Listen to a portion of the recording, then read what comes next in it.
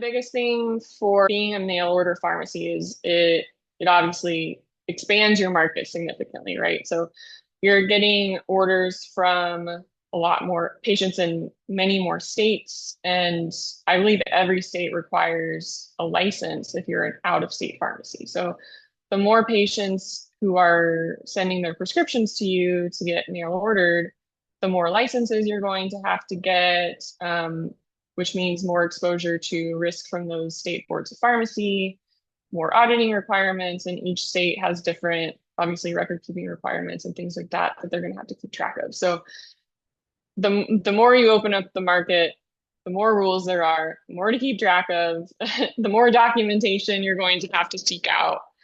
So that's a big part of it, and just keeping track of all of that and making sure you're compliant with each state's rules. And then from an operational perspective, I think, once you ship out a medication, you kind of lose control of the environment that the drug is sitting in.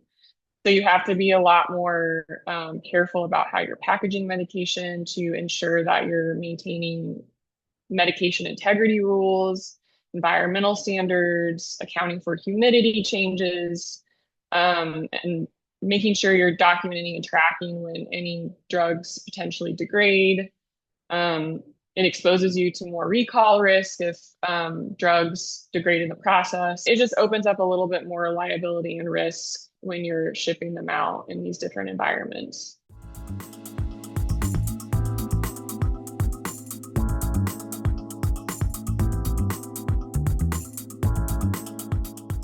I think the biggest thing to me that you have to be concerned about is patient confidentiality. There's a lot of different partners out there who are developing new technology. Even though there are lots of options for partners out there now, and it's really cool to see that area develop, you need to be careful to make sure that their technology is secure, you have the proper BAAs in place, you have firm limitations on how they use patient data. I know a lot are wanting to de-identify data and use it for different business operation purposes, and you have to ask yourself the question if you're comfortable with that, and where you stand, and just being aware of those different terms and those agreements. And then just continuing to make sure that you maintain prescription integrity and pharmacy practice standards. I think with remote consultations especially, you need to do a little bit more due diligence to make sure that you have that valid provider-patient relationship.